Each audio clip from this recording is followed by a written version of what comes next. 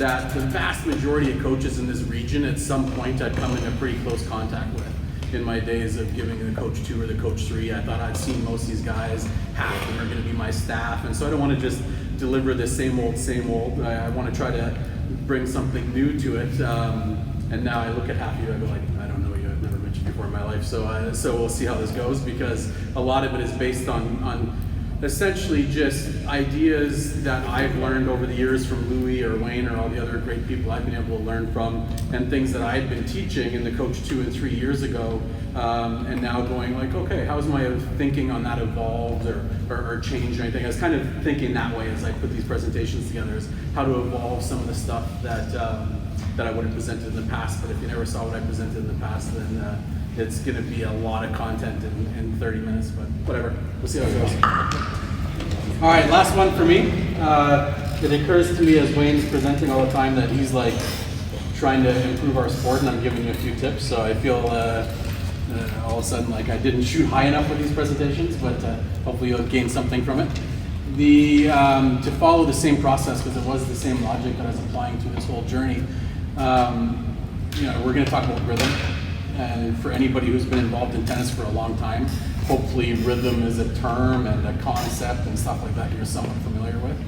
I can tell you, and again, like I said, following the same logic, just to see how my own thinking has evolved on this subject.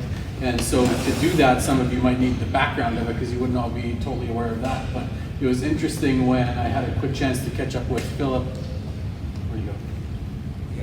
He had to leave. Okay. No, I didn't say anything. But I had a quick chance to catch up with Philip at lunchtime, because he's Irish and he's made the connection that I was in Ireland and we were chatting for a bit. And one of the things that he said, he wanted to tell you, this wasn't what he was meaning to say, but one of the interesting things that he did say was, the thing about my game is I had a really good forehand most days, but some days my timing was just off on my forehand.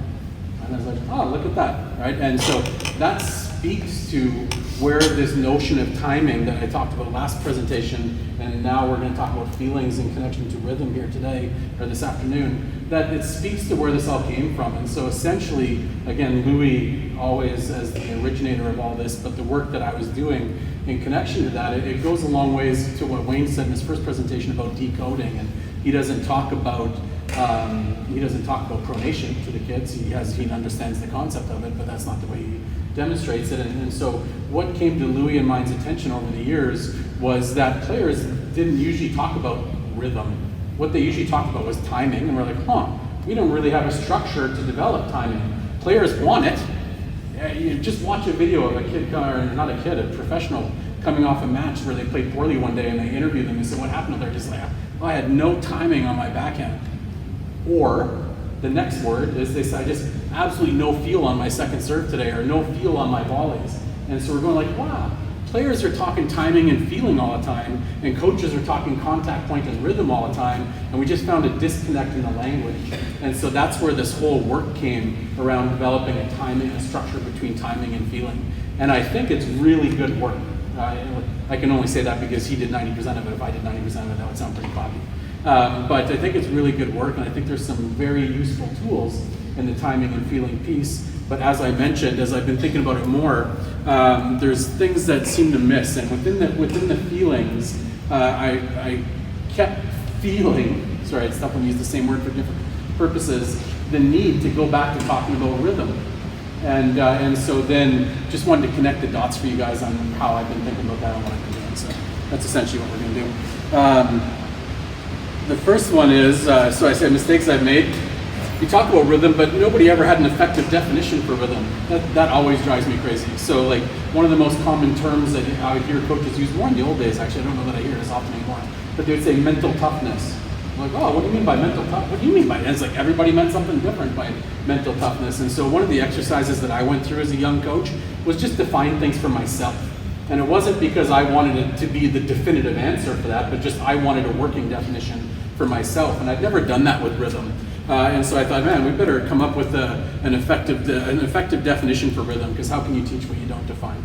Right? And then the second thing was, I think I completely replaced rhythm coaching with feelings coaching. I think something was missed in the changeover. So just want to discuss those things with you guys today.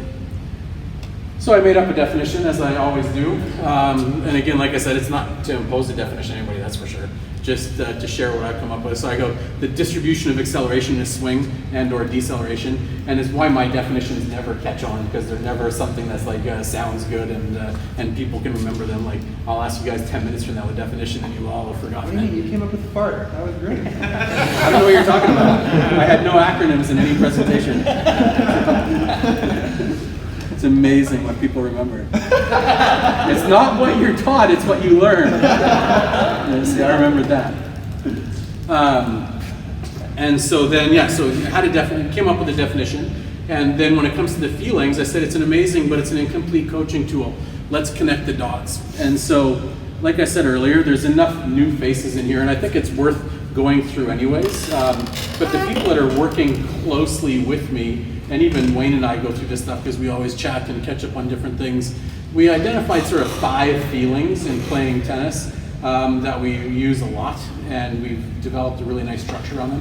But they themselves become incomplete because, again, the people at the Tennis Centre, not the North Van Tennis Centre, but at the Tennis Centre, we don't allow, I'm going to look for some head-shaking confirmation, we don't allow, for example, anybody to talk about taking that mid-court volley right here and having a swing volley. We talk about a drive volley because to me a drive feeling is different than a swing feeling, but a drive feeling was never captured inside these 5. And so the bottom line was it's never complete, but at the same time it was pretty useful. So I just want to quickly run through them to make sure we're on the same page. Before I evolve anything, we better make sure we're on the same page here. And so I think it's straightforward. I don't have to fan. I didn't get that for Christmas. I got Mario Kart for Christmas. But so then the hit feeling defined as the old Louis days. He would knock you out, but I hit somebody, right? That by hitting somebody, we define that as acceleration towards contact. Right? I'm accelerating towards the contact. That's a hit feeling. And so we do that. You guys can't read that very well. I can't read it when I'm that far back probably, but it's used to increase or maintain the speed of the ball. More speed before contact. Contact well in front allows for acceleration. Okay? So, and I'll do this on court in a second. Jab feeling, the jab is in the hit family, right? You know, if you think as a punch, if you punch somebody or if you jab somebody, it's in the same family. A jab's just a smaller punch, but it has the same tactical intention. This is in the hit family, so still speed before contact varies based on difficulty of incoming ball. I'll show that on court. Push feeling used to maximize precision and control. Speed, force after contact. Contact closer to the body to allow force after contact.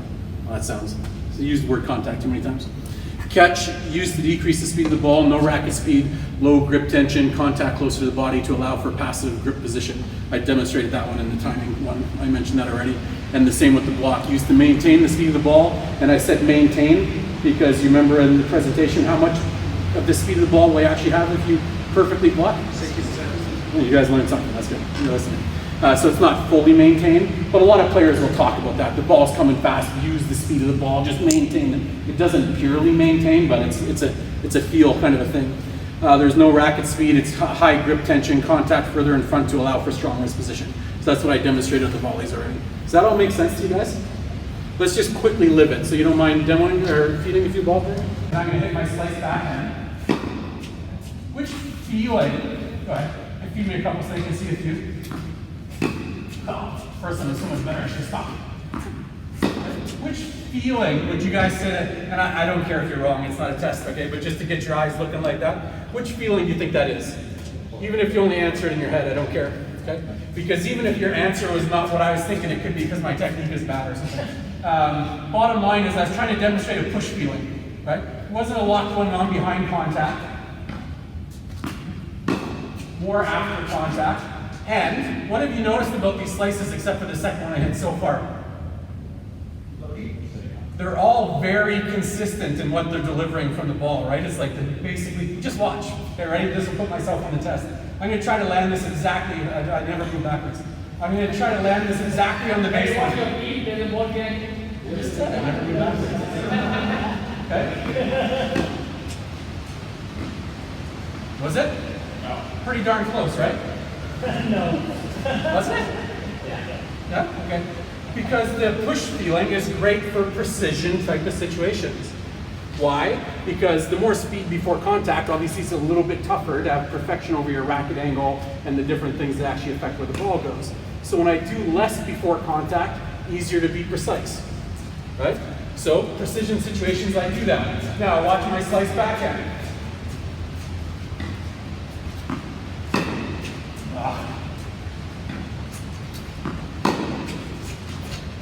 One more. Well, it's a bit tough on the lower ball, but that's okay. So that one there, I'm trying to demonstrate a hit. Did it look like a hit? Yeah. There was, Sarah's like that. They're crappy. I'll do jab next, okay? And so just to see there that now there's more speed behind contact. I remember Robert Lansdorf one time at the Toronto conference presented that as the European slice and the American slice, right? One is a lot faster, has a little bit less revolutions. The other one's a lot smaller, a lot slower, has more RPM on it, that kind of thing. And then the last one could be a jab. I'm going to do a hit. Hold on. And then pass there as fast. That low. Okay, so now I'll jab. And I'll usually jab, quite often I'll jab when I'm hitting side spin and that kind of thing, but you feet a little bit lower. And now I'll jab left right. Okay, I would make that a little bit more of a jab. When I'm doing something. So you guys can see the difference in the feelings, right? Yes? No? Yeah. A little bit? Okay. So just to say that there's different feelings there. Now the interesting part about it is, and some of you might have seen this before, but there's a little game that Louis would always play where he'd say, like, what about a drop shot? And so, which feeling is a drop shot? Yeah. Pardon? It could be all. Somebody's going to say it depends. It could be all. You guys are too smart. Okay? But the bottom line is, obviously, a lot of times, like one saying that I repeatedly say to Stephanie, who's on the screen there, I don't think she'd mind me saying it in public, is you can't take speed off of no speed, because she'll get a real slow sitter and cop out on it, where she should drive and try to hit a drop shot, and like the ball's already moving too slow to decelerate on. You can't have a catch feeling if that's not the situation you're in. So just to say, yes, when I was up at the net, I showed you earlier catch feeling for a drop shot. But I could have a push feeling drop shot, nothing behind or after. That could have been perfect, but not quite. I could have a hit feeling drop shot, or more like that. Oh my gosh.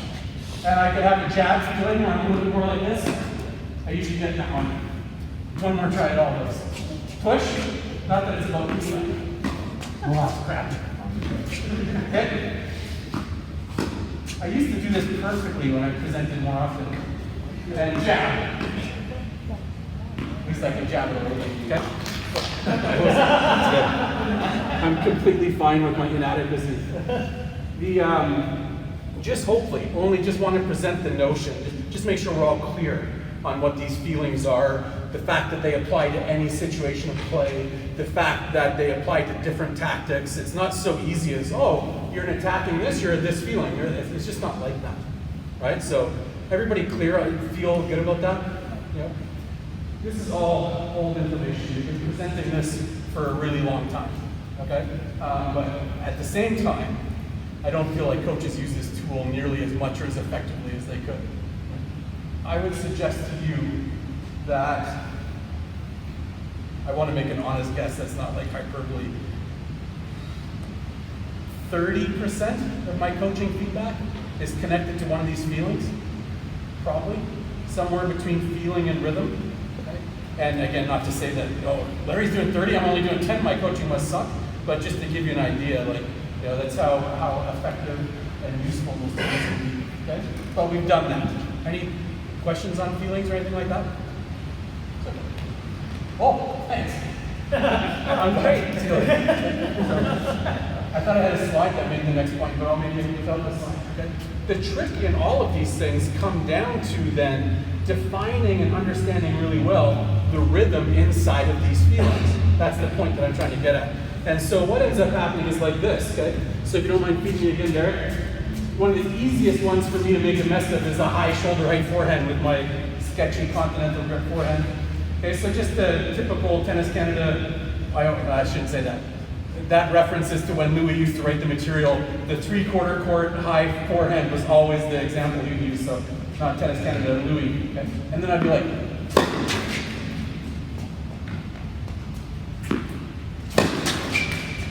you'd have to say, if I didn't give you any other tool to use, that that's the hit feeling. You'd have to. right? Because there's tons of speed before contact. So then I found myself, oh, well, that's not what I'm shooting for in this hit feeling. So like, oh, what do I, so now I need to develop a new feeling. And this was a feeling that we're usually trying to avoid, but we called it the slap feeling, right? And well, coaches always use that, but what's a slap? Again, do you guys have a good definition for it? I remember being, and this is how I always get myself in trouble, and I've been trying more and more to not do such things, but I remember being at U14 Nationals at UBC 2 or 3 years ago, and some of the little Quebec kids, who I don't know at all, let's be clear about that, they're sitting there talking about some kid that wanted to play, and he goes, all he ever does is slap his forehand. He slaps, he's like, oh, what does it mean to slap your forehand? There's just blank look on their face, which that blank look was either, I have no idea what it means, or why is this idiot talking to us? I'm not sure. But either way, I don't think many people could define it. And so to me, a slap is as simple as when the speed is generated. When the arm is moving faster than the body, at this point you start to have a slap. Okay? Or the arm is moving more than the body, something like that. And so that starts to look like a real slap type of a hit feeling. Right? So my question to you then becomes, your players doing that, which is not uncommon, by the way. And I could amplify that error, connect the dots in the two presentation. Feed me that same forehand again if you don't mind. Oh, it won't work. Better than you got that. If you had Wayne's standards, you'd see that didn't work because it barely made the back wall. But it was a huge amount of effort, wasn't it? Could look impressive, well, probably didn't, but it could look physical, okay, on this end, but it had no power to it. And I said I'm going to combine the presentation. So what did I do with that? As far as the first presentation goes, what did I do to my timing? Didn't notice? Watch again. Okay, I'll show you in slow motion what a good one should look like. Because remember, a higher impact point is more in front. So like you saw Pepper doing. And then what I tried to do there was let it come beside me. Go like that. It went in more because it was beside me. My racket had to go more low to high. I made a bit of spin, made it go in, but I was no longer hitting through the court. Okay? And so you can see, as soon as the impact point gets high, if you're not diligent about the fact that the impact point has to stay in front, what happens? The impact point's a little beside, but tactically and mentally, I'm committed to try to generate speed. I can't generate speed with my body if my impact point's here, so I end up arming it even more, and you've got this downward cycle in the kids with slappy forehands and no control. Make sense? So, I was like, how do I fix that using my language? There's no, they are having a hit feeling, okay, let's invent this new slap feeling, but in the end, we just really start to go back to the traditional terminology of rhythm. And what was the definition of rhythm? My Larry definition, not the definition. The distribution of acceleration or deceleration in a swing. And so, if you take a look at that slap feeling, it has speed before contact. We established that. So it's in the hit family. But what's the problem with the speed? Using that definition. Think about the distribution of the acceleration. Pardon? So you're saying it's too far before impact. Because it has to be before impact. But it might be too far before impact. And the other part of it, because let's not forget, I was trying to be super clever, right? The first little opening slide with rhythm showed a record player. You guys probably didn't know what that was. That was a record player. I used to play music on those. It showed a record player because rhythm is quite often used. Rhythm is quite often used in music, right? And so rhythm it's not just where the acceleration occurs. It did occur too far behind impact, but it was also the distribution of the acceleration. So Jack Davis, anybody who knows Jack Davis, who used to play in town, he plays at University of Washington, he came up one time because one of the words I constantly go to, because to me it's a decoded player word, is smooth. I say your stroke should look smooth. A proper stroke looks smooth, which is a little decoded way of getting at rhythm, right? And so Jack finally said to me, "What do you mean by smooth?" I'm like, "Oh, busted. I'm not sure I know exactly what I mean by smooth." And so then in any facilitator situation where you don't know what you do? I was like, "What do you think I mean by smooth?" What does smooth mean to you? Right? And he came up with, which is still the definition I use to this day, and it's where it birthed the definition of rhythm as a whole, he came up with the idea of the distribution, the even distribution of acceleration inside a swing, or something super close to that, okay? And so the big problem in the rhythm, what makes it a slap, is the acceleration all happens in one little part of the swing. So not only was it too far behind contact, but it was like 0 to 100 back here, instead of 0, 10, 20, 30, 40, 50, 60, 70, 80, 90. So I'm 100 right at contact. So you can see this gradual building up of the speed. Does that make sense? I know this isn't super fancy stuff, but I think it could be helpful. And so if we take a look then, one more time the slap feeling, where I accelerate way too much and way too early. And I hope you guys can see, like, that ball, you know, you said it perfectly. I'm hitting them in. I'm going to hit the other ones out, and it's going to all mess this up. Okay, but Sarah said before that when you talk about going to Florida and you saw the standard and compared to Petit Oz and Orange Bowl and all that kind of stuff, it's so important to know the standard, right? If I was actually trying to be a proper tennis player and hit an attacking forehand, I hope you guys all recognize that. You can't go like, oh, look, it's going in now when he says it's bad, but that's a crap forehand, right? It's not being hit very hard. It's not going to hurt anybody. Well, it'll hurt a few of you that I've beaten many times, but it won't hurt anybody else. And so we need to understand where the standard is. And now, unfortunately, I probably can't demonstrate the standard in any majorly good way, but if you see a different rhythm, then you can see, hopefully, the acceleration being more gradual and smooth throughout there. What was your biggest, no, ready? Close your eyes. This is the old Bob Brett trick. Eyes closed. Okay, tell me which feeling this forehand is.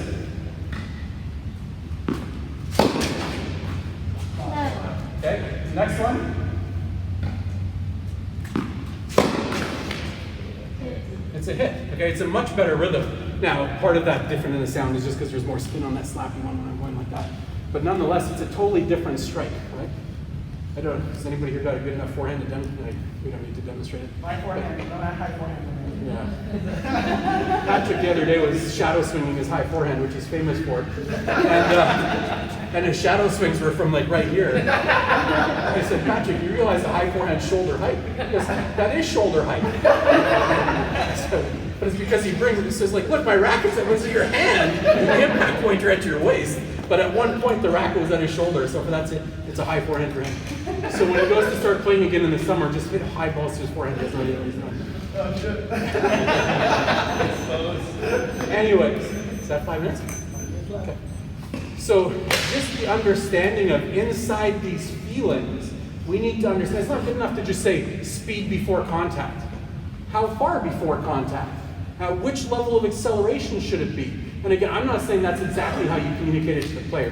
You just have to find a way that they feel the rhythm better. Okay? But it's a way that we need to be able to observe it. Okay? So I would even use, like I said, I kind of invented, or at least really adopted this notion of a drive feeling. And just because it takes less coordination, that's why it works well for a drive volley when the timing's difficult. So I'm much better at driving than I am truly hitting, but I'll do my best in a really close situation to demo this, okay? So watch, hopefully with good rhythm, a really well done hit. I apologize for any crackiness of it. Okay, so that was the best I could do. Live with it. Okay? And now here's a drive. Here's a drive. Okay? So do you guys see the difference in that? There was a big difference. But if you had to articulate it, how would you articulate it? Pardon? On the drive? Maybe. Maybe not. If you watch them super closely, and I don't want to try to reproduce them, and we don't have the video ready just yet. But I bet you I probably rotated 180 degrees or so on both those forehands. I probably did. Okay? But if you want to get, and that's what I've always been trying to do in this journey, okay, is just make coaching simpler. Because if you guys want to get into fancy biomechanics, one of the biggest principles that are always addressed is separation angles. So in the first one, as I use my whole body, I tried to, but I'm not super coordinated with it, try to have more separation angles. So if you broke it down, you probably would have seen my hip further in front of my shoulder at one point, my shoulder further in front of my racket at one point. Where on the second one, I was much more arm and body working as one big piece. Okay? So you can see, in your mind, you have to be sitting around, oh, hip feeling. This is all I'm sharing with you. It's just incomplete. You sit there and go, where before contact is the acceleration? How much acceleration? Where do you get that acceleration from? And if you guys don't remember all the ball control stuff, that acceleration comes from range of motion, energy, or kinetic chain, right? And so in one situation, you could have a kid, maybe a really skillful kid who you think could be really good and his timing is great. So go for a second, Derek. Again, bad acting by me to be a skillful little kid, but you think this kid is really skillful and could be top player one day, and he's hitting his forehand more like that drive feeling. And you're gonna go, you know what? You're never gonna be able to maximize the power you can generate unless you use more pieces of the kinetic chain. You need to become, and you're not saying this as a kid, more multi-segmented. You have to.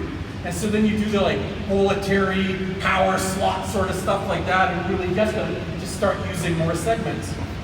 Or you've got a kid who's not super coordinated, they're not the best tennis player in the world, but you're trying to help them get better. And if you add more segments to the kinetic chain, so there's more speed behind contact, it's going to absolutely screw with their timing.